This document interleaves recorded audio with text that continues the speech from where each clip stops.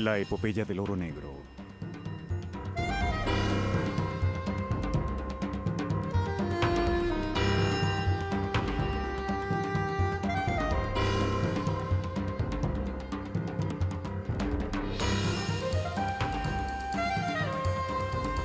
Apenas 100 años después del comienzo de la era del automóvil, los expertos advierten que el hombre ya ha quemado casi la mitad de las reservas mundiales de petróleo que a la naturaleza le ha tomado millones de años en producir.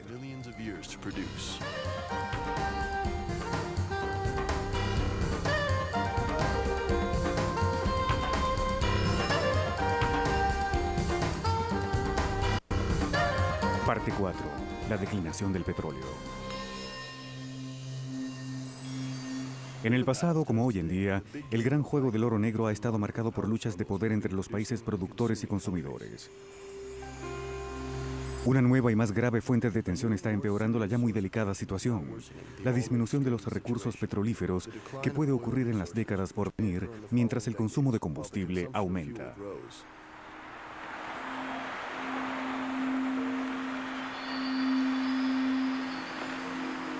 La Segunda Guerra del Golfo.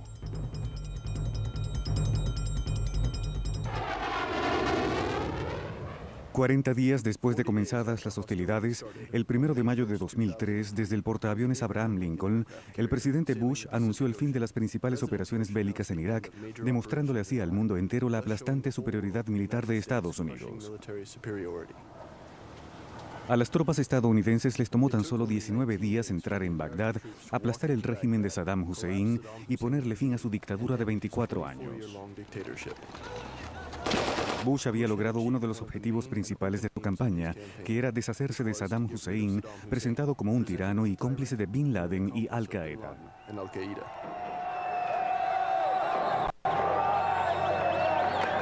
En ese momento, Estados Unidos había restablecido la paz y solo tenía que instituir la democracia. ¿Acaso encubría esta generosa agenda un objetivo mucho menos honorable, un objetivo con sabor a petróleo? Algunos expertos, como el jeque Yamani, antiguo ministro de Petróleo de Arabia Saudita y figura prominente de la OPEP, así lo creen. No tengo ninguna duda. El petróleo fue el objetivo principal de la invasión y ocupación de Irak. Durante el periodo del presidente Clinton,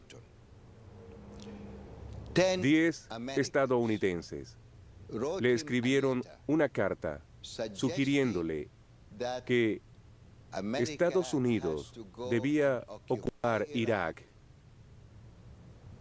y controlar los campos petroleros. Eso fue hace muchos años. Entre los 10 estaban el vicepresidente Cheney, Rumsfeld, Paul Wolfist, Al-Mittag y otros. Este es un hecho notorio. Estas personas luego formaron parte del gobierno y tuvieron el poder para tomar tal decisión. Después de las elecciones presidenciales del año 2000, el vicepresidente Rumsfeld declaró claramente que los intereses petroleros estratégicos de Estados Unidos deberían estar combinados con sus objetivos militares. Tenemos una doctrina política que convierte a los árabes en enemigos nuestros. Eso sigue siendo cierto. Y tenemos una política económica que nos hace dependientes del petróleo de los árabes. Es una posición muy difícil. Bueno, poniendo esto en el contexto actual, hay personas que dicen que resolveremos este problema no produciendo más energía. Y es que no es posible que produzcamos más petróleo aquí, sino apoderándonos del petróleo iraquí. Si nos apoderamos del petróleo iraquí, podremos apoderarnos del petróleo saudita y del resto del Golfo Pérsico. Y luego estaremos en condiciones de imponer directrices para siempre a los demás consumidores, Europa, Japón, India y todo el mundo. Es una situación verdaderamente extraña. Esta situación surge de los diferentes cambios que atravesó el mundo petrolero en los años 90. El momento de las supergrandes.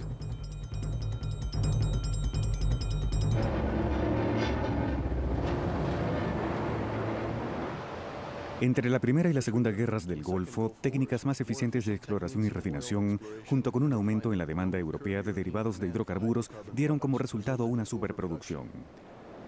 Los precios disminuyeron drásticamente en 1988, el año más oscuro de la crisis asiática.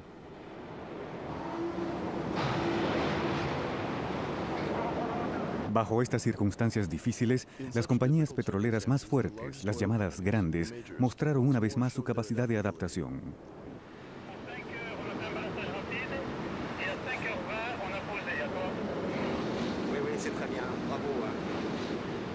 Se condensaron y consolidaron posiciones de mercado más fuertes, convirtiéndose en supergrandes. Eso fue lo que pasó cuando la inglesa British Petroleum y la estadounidense Amoco concretaron la fusión más grande en la historia de la industria petrolera.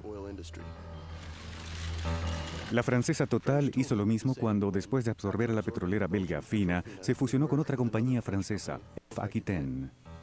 Aún más espectacular fue la fusión de las estadounidenses Exxon y Mobil, que creó la compañía más grande del mundo, superando a los gigantescos fabricantes de vehículos General Motors y Ford. Como muchos de ustedes saben, nunca he estado en favor de ser grandes solo por serlo. Pero hay beneficios claros en tener una plataforma de recursos más amplia. Dicho de otra manera, este es un caso en el que todo es mayor que la suma de las partes. Irónicamente, a principios del siglo XX, Exxon y Mobil eran las dos empresas bandera de la Standard Oil hasta 1911, cuando este imperio, fundado por John D. Rockefeller, fue desmantelado debido a las regulaciones antimonopolio. 90 años después, la reunificación de Exxon y Mobil parecía una venganza póstuma del viejo monopolista Rockefeller. Como consecuencia de esta reestructuración, la mayoría de las compañías pequeñas desaparecieron, beneficiando a las poderosas supergrandes. Sus actividades se enfocaban principalmente en la refinación, distribución y en especial en la petroquímica, cuyas ganancias se habían multiplicado por 10 a lo largo de los años 90. A principios de 1999, los precios se normalizaron hasta la desilusión resultante después de la rápida victoria de Estados Unidos en Irak. Desde los primeros meses de la ocupación, era obvio que el crudo iraquí estaría fuera del mercado mundial por mucho tiempo. En lugar de la paz civil que esperaban, las tropas estadounidenses tuvieron que enfrentar la creciente hostilidad de la población.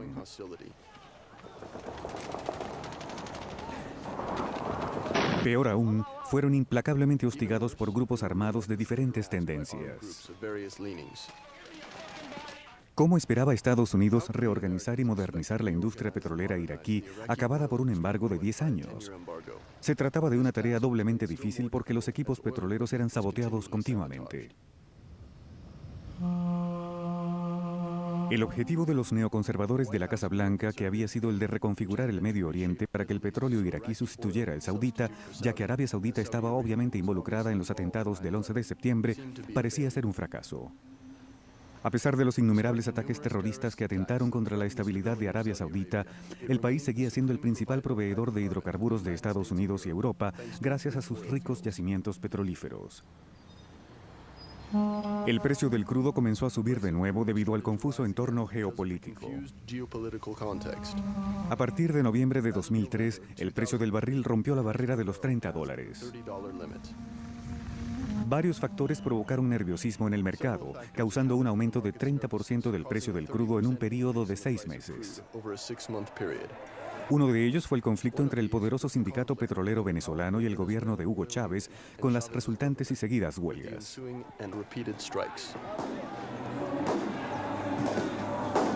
Sin embargo, la causa principal de lo que comenzaba a perfilarse como una crisis petrolera o una crisis rampante, como la denominaron algunos expertos, fue el aumento increíble de la demanda petrolera china.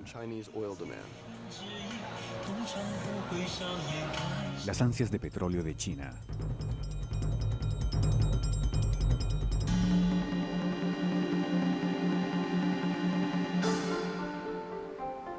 Hasta finales del siglo XX, China era autosuficiente en petróleo, pero repentinamente, muy a principios del siglo XXI, la situación se revirtió por completo.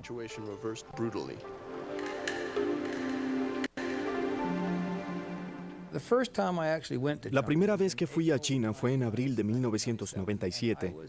y quedé asombrado con las construcciones de carreteras y de aeropuertos que se estaban llevando a cabo. Beijing seguía siendo muy diferente a Shanghái. En Beijing aún se veían grandes cantidades de bicicletas, pero muy pocos vehículos. Regresé a Beijing la tercera semana de febrero de 2005 y las bicicletas ya casi no se veían. Ahora se forman grandes embotellamientos de tránsito. Las hermosas autopistas que fueron construidas 7 años atrás están llenas de automóviles. Así que creo que lo que ha pasado en China en el curso de estos últimos 7 años ha sido algo verdaderamente asombroso. Y felicito a los chinos por haberlo logrado. Lograron alcanzar el nivel que tenía Japón en los 60. Irónicamente, India tiene 1/3 del consumo de energía per cápita de China. Así que China está superando a India con creces.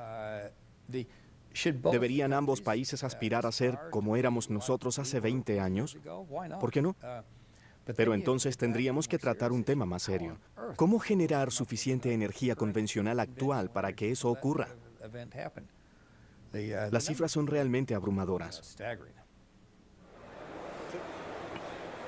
Una evidencia del profundo cambio social, económico e industrial que ocurrió en China es que en apenas un año el número de automóviles creció 80%, con un aumento de 30% en la importación de crudo en el año 2003.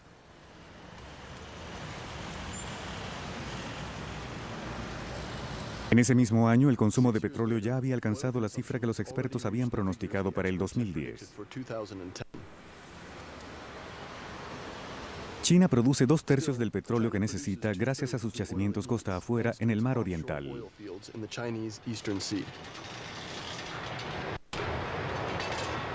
Pero de acuerdo con los cálculos actuales, estas reservas se agotarán en 5 años, un periodo muy corto. Además, el consumo de petróleo de China se incrementará de tal manera que en unos 20 años igualará a Estados Unidos, el consumidor de energía más grande del mundo.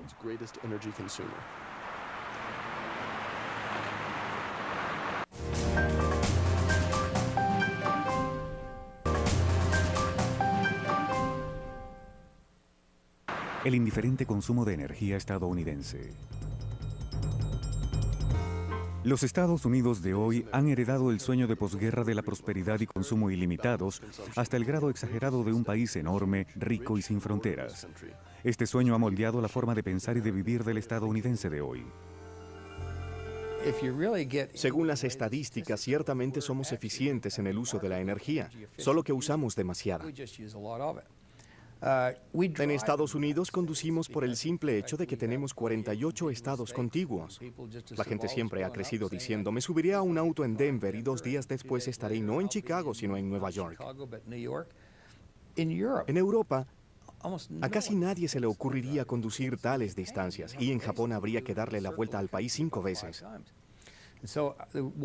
Así que una de las razones por las que usamos mucha más gasolina que los demás es porque conducimos como 50% más. Creamos los suburbios después de la Segunda Guerra Mundial. Y la creación de los suburbios llevó a casas más grandes. Así que nuestras casas consumen más energía porque las plantas son más grandes y los techos más altos. Pero nunca nos preocupamos por un medio de transporte masivo. Se puede argumentar que debimos haberlo desarrollado en algún momento, pero también se puede decir que el transporte masivo, dada la distribución espacial de Estados Unidos, probablemente habría sido imposible de desarrollar. Y el transporte masivo es muy costoso, sobre todo volver atrás para rehacerlo después de habernos expandido tanto. Además, puede decirse que el patrón de consumo de energía que hemos exhibido hasta el año 2003 básicamente lo establecimos en los 10 a 15 años siguientes a la Segunda Guerra Mundial.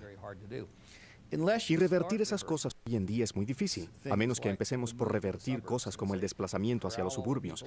Digamos que regresamos a toda esa gente a las ciudades, la metemos en grandes edificios o la ponemos a que trabaje en su casa. Habría que hacer cambios muy grandes en el estilo de vida antes de poder lograr el más mínimo efecto en el consumo de energía. No obstante, cada ciudadano de Estados Unidos debería saber que el petróleo es una fuente de energía no renovable y por ende preciosa, pero lamentablemente no todos lo saben. Hace como 10 años se hizo en Texas una encuesta entre estudiantes del último año de secundaria. Y no recuerdo la cifra exacta, pero era asombrosa. Cerca del 65% no tenía idea de dónde provenía la gasolina para motores. De una estación de servicio. Bueno, cuando se tiene ese nivel de ignorancia en materia energética, es muy difícil lograr que la gente le preste atención al tema. El desenfrenado consumo de petróleo de la población, junto con su estilo de vida, está poniendo seriamente en peligro el futuro de Estados Unidos, que tiene que acudir a fuentes de petróleo extranjeras porque el suyo comenzó a menguar en la década de los 70. Estados Unidos se convirtió en el importador más grande del mundo. No debemos olvidar eso. Hoy en día, importa casi el 60% de lo que consume y seguirá creciendo. Su dependencia seguirá creciendo. Todos sabemos lo importante que es el petróleo para la economía de Estados Unidos y para su ejército. Entiendo perfectamente que para los estadounidenses, y ellos lo dicen sin tapujos, el tema petrolero sea considerado de interés vital. Y esto significa que ellos están preparados para hacer la guerra cuando crean que existe una amenaza sobre sus intereses. Hoy más que nunca, hallar otras fuentes es indispensable para su futuro energético. Y esta fue una buena razón para reavivar las relaciones diplomáticas con su antiguo enemigo de la Guerra Fría, Rusia, sobre todo porque ésta se había convertido en el productor de petróleo más grande del mundo. El país de los oligarcas petroleros.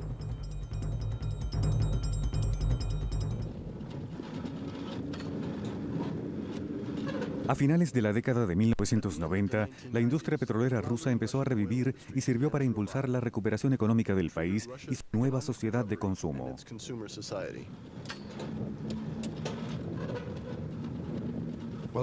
Si uno va a Rusia, verá que todo el dinero termina en Moscú y proviene del petróleo. No existe otra cosa en Rusia. El petróleo es esencial para la economía.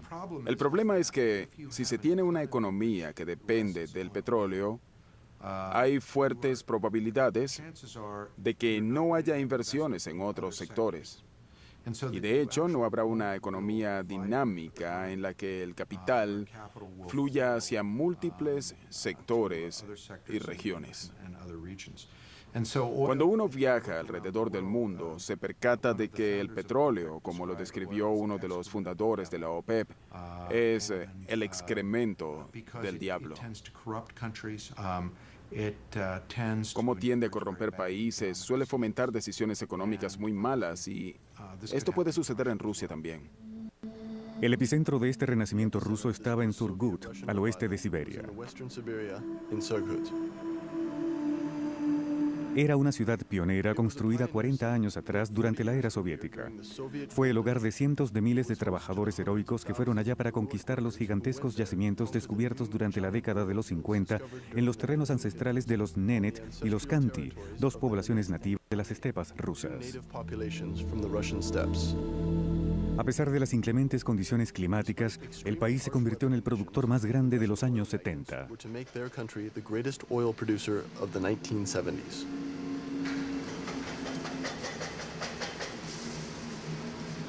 20 años después, la sobreexplotación de yacimientos y la desorganización industrial desataron una serie de accidentes que tuvieron desastrosas consecuencias ambientales.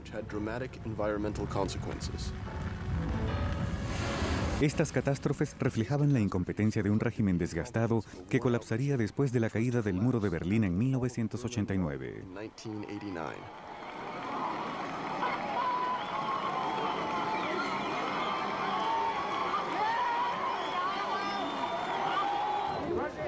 Revueltas populares y feroces luchas de poder se apoderaron de Moscú.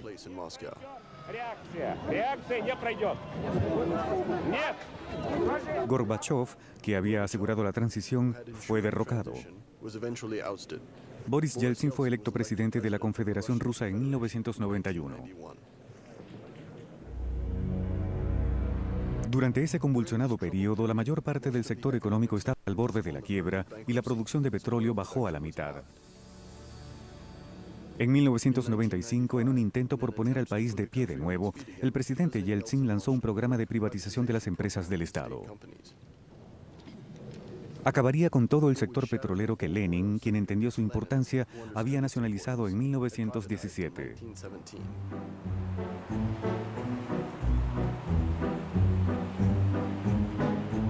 Entre sus amigos cercanos, un puñado de empresarios despiadados, el presidente Yeltsin llamó a aquellos que hicieron posible este drástico cambio económico, sumergiendo a Rusia en la peor forma posible de capitalismo, sin ningún periodo de transición.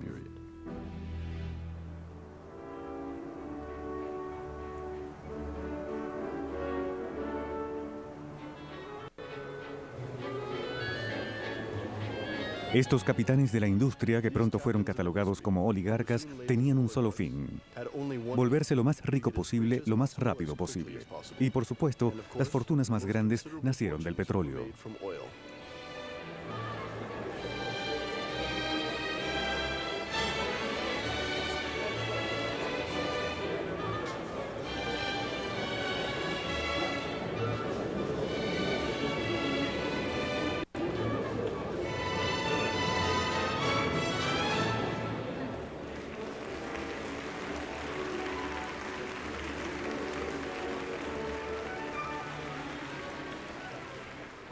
Mikhail Khodorkovsky, un joven con deslumbrante éxito, era la personificación perfecta de la nueva oligarquía petrolera. Pero a diferencia de los demás nuevos ricos rusos, Khodorkovsky era visto como un hombre sencillo y modesto que respetaba los valores tradicionales. No obstante, su vida era la de un soldado corporativo genuino. Después de un lucrativo inicio en el negocio del contrabando, licores, computadoras, imitación de ropa de marca, este antiguo ingeniero químico de origen humilde de la juventud comunista fundó un banco comercial que manejaría el presupuesto del Estado en los tiempos de Gorbachev en 1990. Por consiguiente, Yeltsin le encomendó a su banco la privatización de Yukos, una de las compañías petroleras más grandes de la era soviética. Sorprendentemente, el banco la compró para sí mismo por el irrisorio monto de $350 millones. De ahí en adelante, Khodorkovsky tuvo la oportunidad de demostrar sus talentos como empresario y de ser tan codicioso como Rockefeller, su modelo y héroe. Montó una enorme operación para atraer a inversionistas occidentales. Con la ayuda del conocimiento estadounidense, convirtió a Yukos en una de las grandes internacionales más poderosas.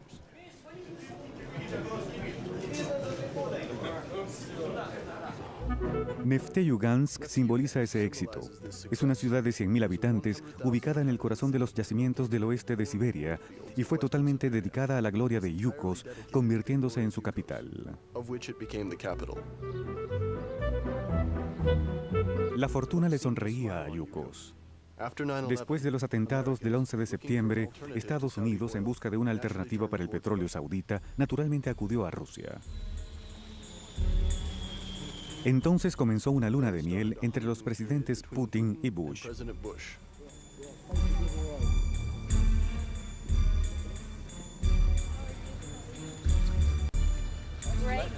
Siguió en mayo de 2002 durante la cumbre presidencial de Moscú. Los dos presidentes firmaron una alianza energética para fortalecer los intercambios económicos entre ambos países. Como resultado de esta cumbre, el siguiente acuerdo ha sido firmado conjuntamente por el presidente Vladimir Putin y por el presidente George Bush.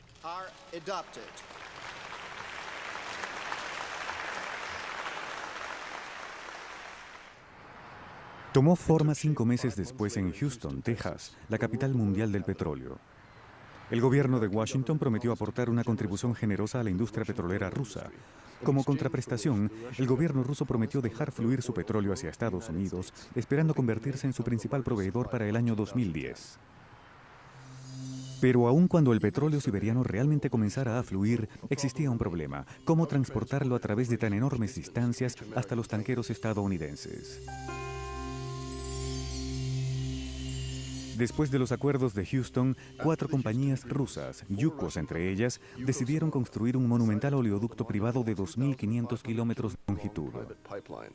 El objetivo era unir Siberia con Murmansk, el único puerto en el mar de Barents que está libre de hielo todo el año y que también es notoriamente famoso por sus 122 submarinos nucleares de la era soviética que se están corroyendo allí.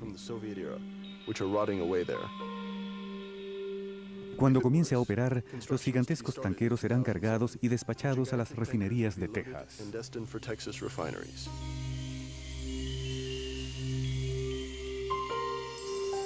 A pesar de estas condiciones prometedoras, las grandes compañías anglo-estadounidenses, atraídas por esta nueva tierra prometida siberiana, tienen que enfrentar la feroz oposición de los oligarcas petroleros rusos.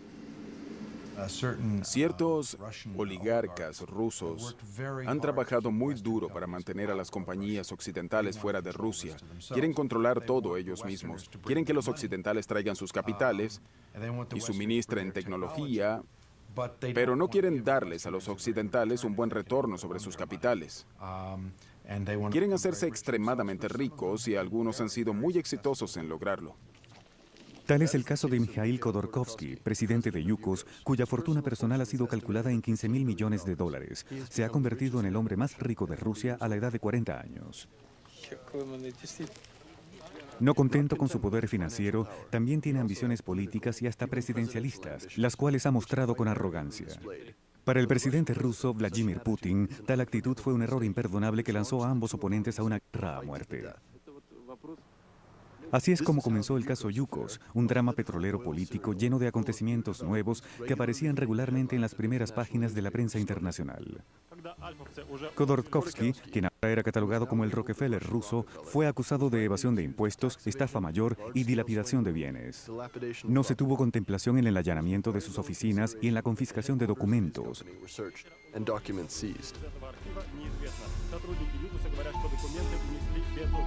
Khodorkovsky reaccionó ante este ataque con su arrogancia usual. ¿Ha agotado la justicia todas las instancias legales? Sí, hace mucho tiempo. ¿Ha agotado todas las instancias ilegales? No, porque hay demasiadas y espero que no recurra a ellas bajo las circunstancias actuales. En cuanto a Putin, este se cubrió de moralidad cuando se le pidió que clarificara la situación durante una conferencia de prensa. Todos somos iguales ante la justicia, trabajadores, empleados públicos, militares de los más altos rangos, empleados públicos de alta jerarquía, ministros y altos gerentes. No importa la cantidad de dólares que tengan en sus cuentas bancarias. Por lo tanto, les pido que dejen de especular histéricamente sobre este asunto y que dejen de suponer que el gobierno está involucrado.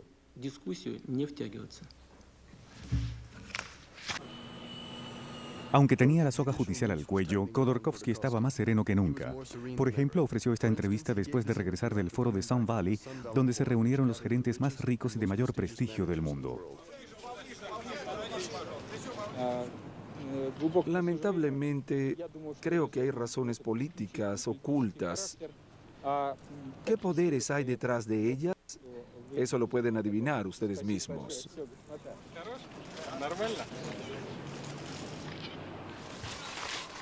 Poco tiempo después de esta última declaración, Khodorkovsky fue arrestado brutalmente, al estilo de la antigua KGB.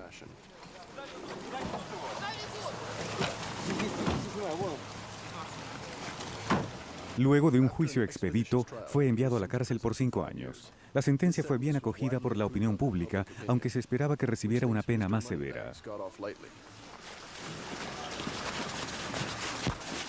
La compañía fue desmantelada. El Estado recibiría la mayor parte en una farsa de subasta a través de una empresa fantasma, Rosneft, una compañía nacionalizada cuyo director, amigo cercano de Putin, se apoderó de todo.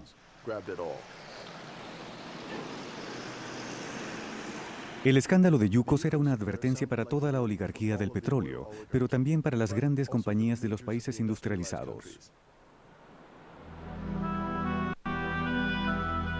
Como en los tiempos de los soviéticos, el gobierno ruso y Putin en particular han tomado posiciones en el gran juego del oro negro. En este contexto, las grandes, cuyas desaventuras rusas les han enseñado una amarga lección, preferirían ir a países más abiertos a los inversionistas extranjeros. Tal es el paso de los países de la cuenca del mar Caspio, cuyas ansias de capital son proporcionales a la voraz necesidad de crudo que tiene Occidente.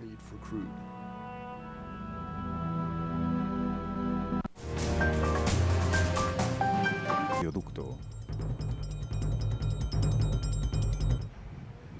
12 años después que Azerbaiyán fue proclamada independiente, luego del colapso del bloque soviético, su capital, Bakú, de nuevo se convierte en una de las mecas petroleras más grandes del mundo.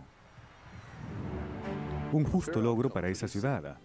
A finales del siglo XIX, los pioneros petroleros, los hermanos Nobel, Rothschild y hasta las primeras grandes como Standard Oil y Shell, ya luchaban ferozmente por apoderarse de los gigantescos yacimientos del mar Caspio. Gracias a su tamaño y riqueza, estos yacimientos convirtieron la Rusia zarista en el productor de hidrocarburos más grande del mundo, con Estados Unidos de segundo. Las grandes, que habían sido desterradas brutalmente después de la revolución bolchevique, regresaron con más fuerza que nunca a comienzos de los 90, atraídas por lo que se llamó la nueva tierra prometida del petróleo.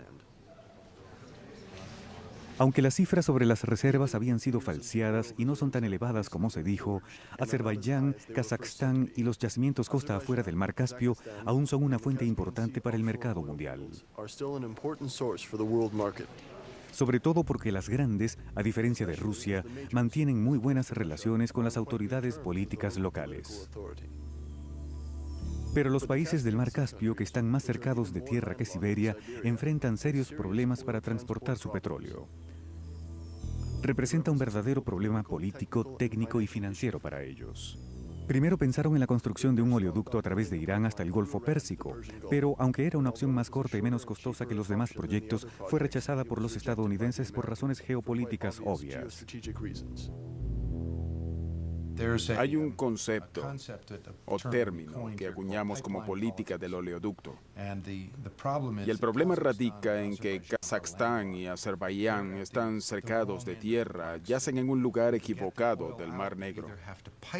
Para sacar el petróleo hay que transportarlo por oleoductos a través de Rusia y luego por barcos por el estrecho del Bósforo, lo cual crea problemas ambientales porque existe un peligro ambiental latente en función de los tanqueros que entran y salen del Bósforo. O se puede sacar por un oleoducto propuesto desde Bakú hasta Tbilisi en Georgia y luego hasta Ceyhan en Turquía. Ahora bien, existen problemas con este oleoducto, también en el sentido de que Georgia no es un país muy estable. Es uno de los países más difíciles y peligrosos del mundo, es muy corrupto. A pesar de estas desventajas y la ira de los rusos, quienes, como en la era soviética, controlaban el petróleo del Caspio, un consorcio de 11 grandes, liderado por la anglo-estadounidense BP Amoco, aprobó el proyecto BTC, un oleoducto que pasaría por Bakú, Tbilisi y Ceyhan, en el mar Mediterráneo.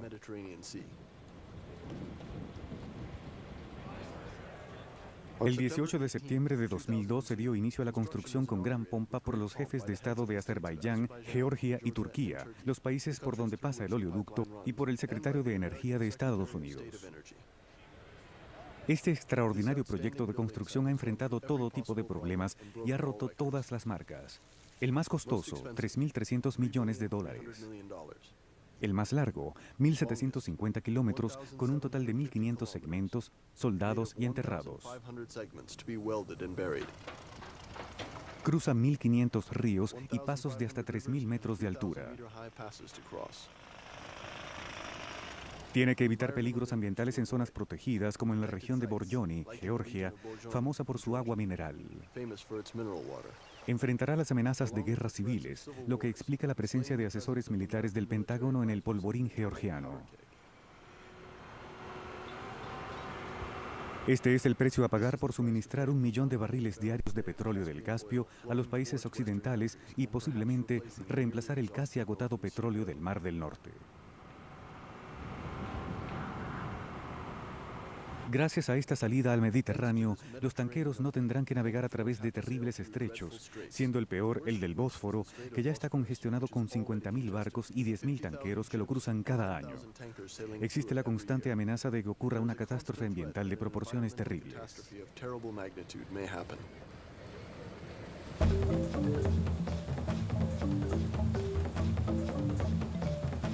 El paraíso petrolero más reciente está en el Golfo de Guinea. Lo que por años había sido el punto de partida del comercio de esclavos es una vez más codiciado por los occidentales, pero por una razón diferente, su petróleo. África en lo profundo de la oscuridad. La magnitud de la riqueza petrolera del Golfo de Guinea fue dada a conocer a comienzos del siglo XXI. Un dato revela que en el año 2001, 7 de los 8.000 millones de barriles de reserva de petróleo descubiertos en todo el mundo estaban en África Occidental.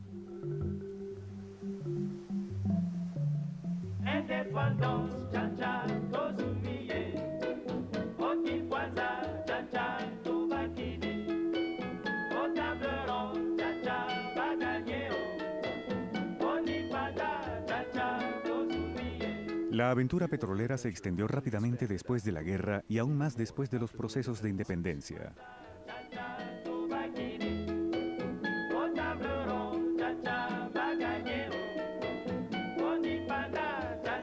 En aquel tiempo, los campos petroleros seguían siendo terrenos privados de las antiguas potencias coloniales, ya que aún controlaban la economía, la política y la cultura de sus antiguos dominios en ultramar.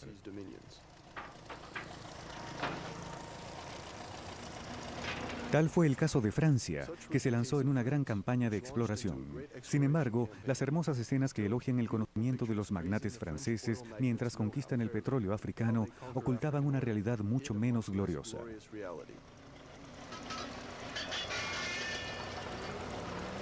Así quedó evidenciada a través de la oscura cooperación franco-africana establecida por De Gaulle en los años 60, especialmente en los países petroleros del Golfo de Guinea, donde la compañía estatal francesa Elf Aquitaine se consolidó fuertemente.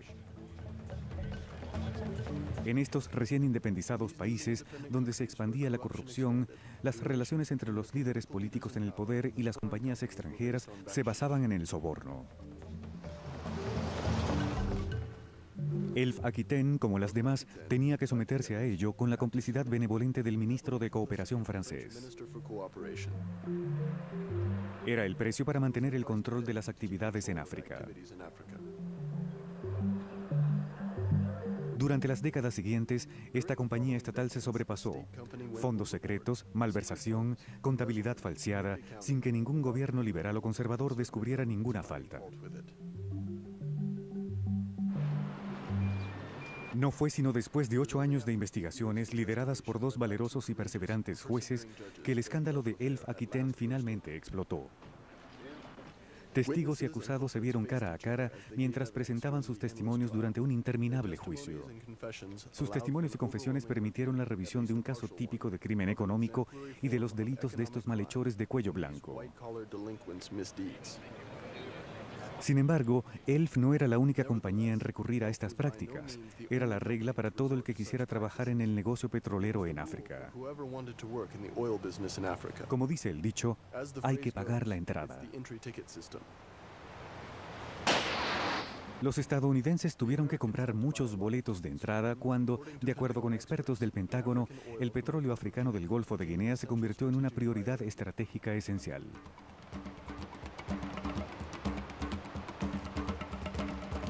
No hay problemas de oleoductos como en el Cáucaso o en Siberia, ya que el crudo es bombeado desde el mar y transportado directamente por tanqueros a Texas o Luisiana, al otro lado del océano, navegando por las mismas rutas de los barcos de esclavos.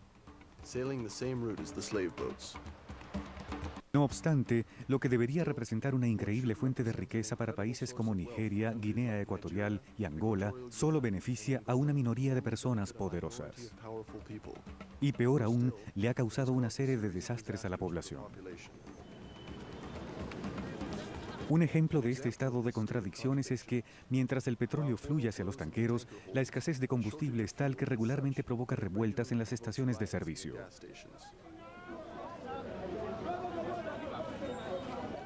Y lo peor aún está por venir. La población exacerbada no vacila en agujerear los oleoductos para robar combustible, a pesar de los riesgos de explosiones que frecuentemente destruyen aldeas.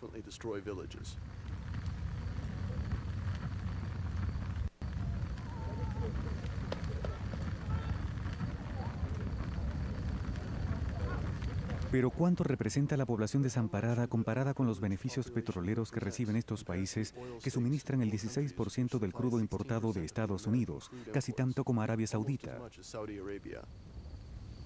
¿Podría esto hacer creer a los países occidentales que pueden prescindir del petróleo saudita por un día? De ningún modo. El problema del petróleo del Medio Oriente no es a corto plazo, ya que existen reservas suficientes. Por corto plazo, me refiero a los próximos 3 a 5 años. Hay suficiente petróleo en el resto del mundo para satisfacer las necesidades de la economía mundial. Pero más allá de 10 años, que no es nada en función de estrategia mundial, así como en el mundo de la energía, y que 10 años es tiempo suficiente para descubrir y explotar un yacimiento o un depósito de gas, el caso es diferente. En el mundo de la energía, sabemos que en 10 años, la capacidad de producción fuera de la OPEP será usada al máximo. Y sabemos que en varias regiones comenzará a declinar. Así que para satisfacer las necesidades de la humanidad, se deberá apelar al Medio Oriente a una mayor escala. Según los modelos del Departamento de Estado norteamericano y de la Agencia Internacional de Energía, el Medio Oriente debería de duplicar su producción en los próximos 15 años.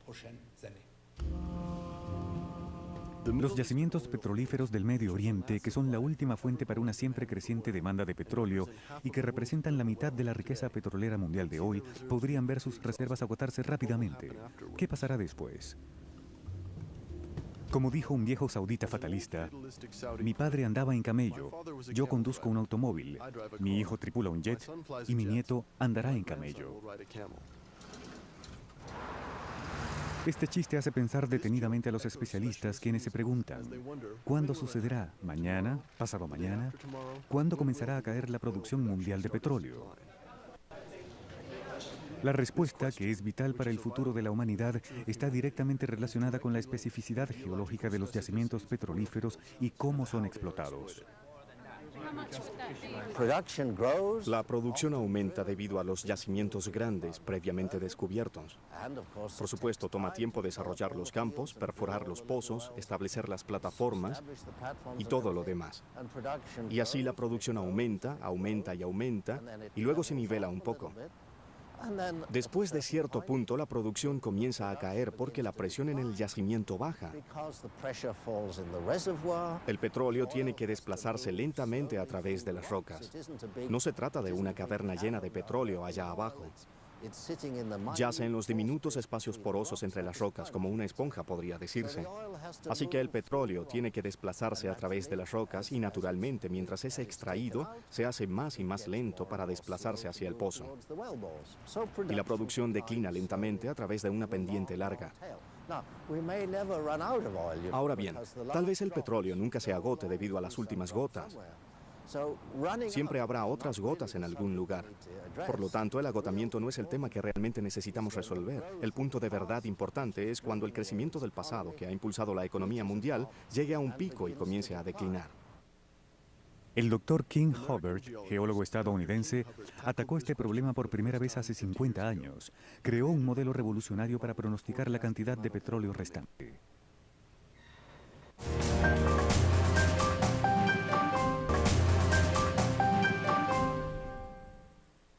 La curva del Dr. Hubbert. Resulta que en 1956, cuando Estados Unidos producía casi el doble de petróleo que cualquier otro país del mundo y mantuvo esa posición durante buena parte del siglo XX, un científico de alto nivel de la compañía Shell, el Dr. King Hubbert, de la ahora famosa curva de Hubbert, pronosticó en una conferencia técnica que en algún momento, a comienzos de los 70, Estados Unidos alcanzaría su punto máximo como productor de petróleo y que en ese momento realmente no importaba cuánto más perforara porque entraría en una lenta e irreversible declinación. Usé esta técnica en 1956. La fecha es interesante porque en aquel tiempo la producción seguía aumentando establemente y la opinión general en el extranjero y dentro de la industria petrolera estadounidense era que el pico no ocurriría antes de finalizar el siglo XX. La expresión popular rezaba: no ocurrirá en mi época, que mis nietos se preocupen por el petróleo. De hecho, a diferencia de lo que pensaban los escépticos, las predicciones del Dr. Hubbard resultaron ser ciertas. 1970, en efecto, fue el año en que Estados Unidos alcanzó su pico de producción de petróleo. Y este pico fue la señal de una larga disminución que ningún nuevo descubrimiento ha podido detener.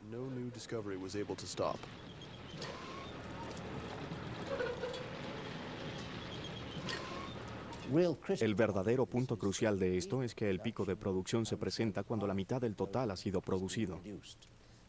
A esto se le denomina el punto medio de la declinación, cuando la mitad se ha consumido. Tomemos este vaso como ejemplo. La mitad del contenido en este vaso ha sido bebida. Después de este punto, podemos intuir que la fiesta llegará a su final en algún momento. Este es el punto medio. Hemos usado o bebido más de lo que queda. Así que en última instancia, estamos llegando al final. Es tan simple como observar los 3 vasos sobre la mesa. Comienza lleno, el punto medio y el final. Y si relacionamos esto en función de producción o una bebida, pues alcanzamos un pico en cuanto a lo que bebemos y finalmente la fiesta se acaba. Todos los especialistas coinciden en que la disminución progresiva de los hidrocarburos es inevitable, ya que es el ejemplo perfecto de una forma de energía no renovable. Pero difieren en otros 2 puntos: la fecha en que comenzará a decaer la producción mundial y el nivel de producción que se alcanzará en ese momento.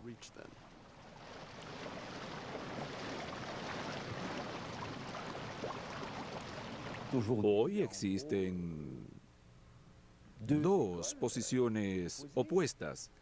Los pesimistas dicen que el pico se alcanzará en 5 a 10 años y que no superará por mucho la producción mundial actual, que era de unos 75 millones de barriles diarios hace 2 años, y que según ellos solo podría aumentar 10 o 15%. Y están los optimistas, como la Agencia Internacional de Energía, que es muy optimista. Ellos creen que el pico será alcanzado después del año 2030 o 2040 y que será muy superior al nivel actual, ya que aumentará a 120 millones de barriles diarios. Ahora, es muy difícil determinar quién tiene la razón. Pero personalmente creo que los pesimistas están más cerca de la realidad que los de la posición oficial, que alegan que la producción podría aumentar 50%. Creo que no es posible y que el pico, que se asemejará más bien a una meseta, probablemente será alcanzado en unos 20 años, un periodo bastante corto en la escala económica e histórica. Mientras ahora enfrentamos esta declinación anunciada, sucumbirán nuestras sociedades y formas de vida aún más drásticamente que en la época de la Revolución Industrial o Neolítica. Estoy aquí en el extremo oeste de Irlanda y más allá está una tumba de bronce de 4.000 años de antigüedad. A menudo se ha dicho que la edad de piedra no terminó por falta de piedras. Es la verdad verdadera. No fue así. Hallamos bronce, que es cobre, que era minado en pequeñas vetas en los alrededores de aquí. El bronce es cobre mezclado con estaño y produce una herramienta mejor y una mejor arma que la piedra.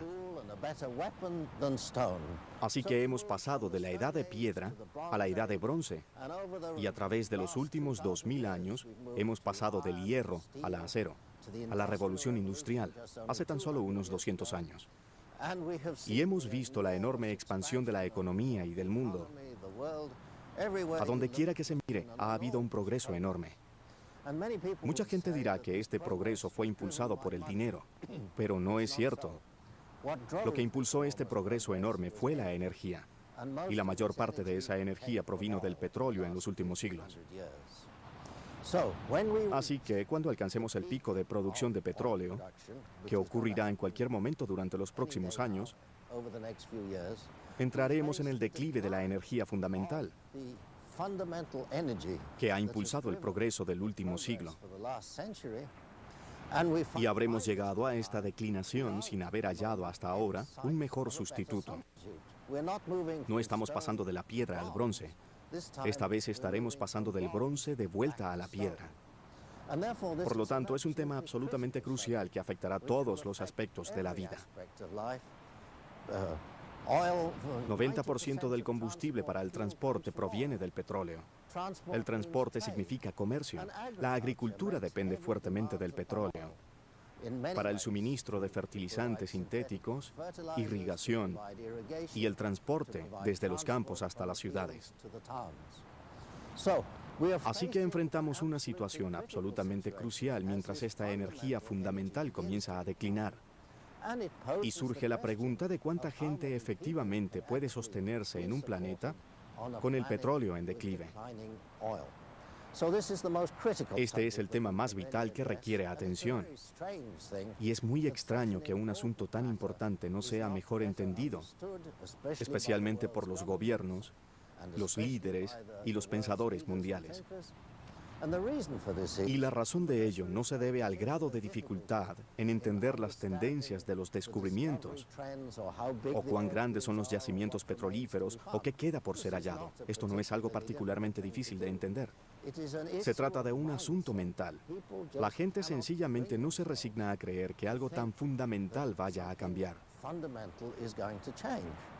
Pero ese es el mensaje esencial que nos dicen las rocas.